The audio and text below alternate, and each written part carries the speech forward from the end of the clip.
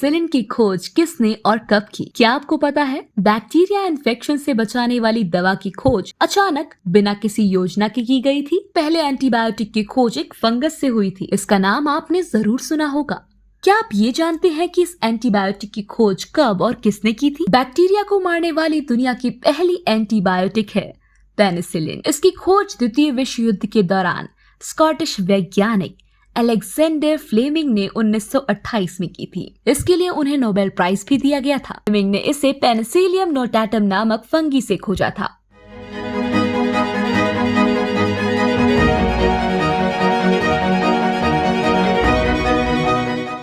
इतिहास और विकास के इस एपिसोड में आज हम बात करेंगे पेनिसिलिन के इतिहास की और बात करेंगे क्यों हुई इसकी खोज की। पेनिसिलिन एक प्रकार का एंटीबायोटिक है जिसका उपयोग बैक्टीरिया संक्रमण के कारण होने वाली बीमारियों के उपचार में किया जाता है। ये पहली दवाइयों में से एक थी जिसे बैक्टीरिया संक्रमण के खिलाफ प्रभावी रूप से उपयोग किया गया था। पेनिसिलिन की खोज एक महत्वपूर्ण खोज मानी जाती है क्योंकि इसने एंटीबायोटिक खोज के एक नए और आधुनिक युग की शुरुआत की थी। अलेक्जेंडर फ्लेमिंग जब लंदन के एक हॉस्पिटल की लेबोरेटरी में इन्फ्लुएंजा वायरस पर एक्सपेरिमेंट कर रहे थे, लेकिन वहां घटी अचानक एक घटना ने पूरी खोज को ही पलट कर रख दिया। असल में अलेक्जेंडर फ्लेमिंग भले ही एक बेहतरीन रिसर्चर थे, लेकिन लैब टेक्नीशियन के तौर पर वो बहुत लापरवाह थे। अपने एक्सपेरिमेंट्स करने के बाद वो अक्सर अपना सामान भूल जाया करते थे। एक बार जब फ्लेमिंग लंबी छुट्टी के बाद लौटे तो उन्होंने देखा कि जिस पदार्थ पर वो अपना एक्सपेरिमेंट कर रहे थे उसमें तो फंगस लग चुकी है, यानी वो खराब हो चुका है। इसलिए फ्लेमिंग उस पदार्थ से भरी प्लेटों को एक एक करके फेंकने लगे। तभी अचानक उन्हें एक ऐसी प्लेट मिली जिसमें फंगस नहीं लगा था। ये देखकर फ्लेमिंग हैरान रह गए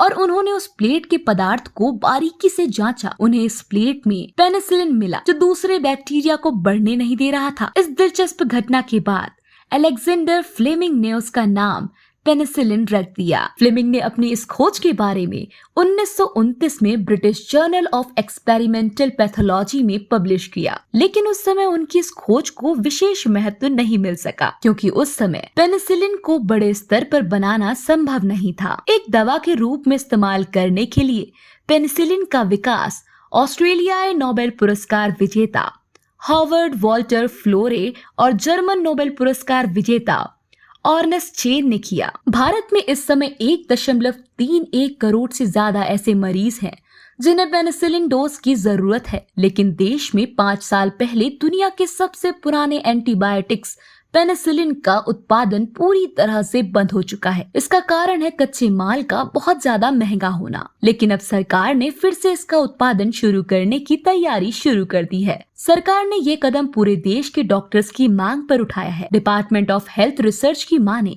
तो भारत को अगले 3 साल में पेनिसिलिन के 1300 करोड़ डोज की जरूरत होगी। सरकार 3 साल तक पेनिसिलिन की खरीद करेगी और 5 से 15 साल के उन सभी बच्चों को इन्हें उपलब्ध कराएगी जो गले के दर्द से परेशान हैं। क्या आपने पहले कभी पेनिसिलिन की खोज के बारे में पढ़ा था? इस बारे में आपकी क्या राय है? हमारे साथ जरूर शेयर करें। साथ ही इस तरह की दूसरी रोचक जानकारियों के लिए हमें फॉलो करते रहें।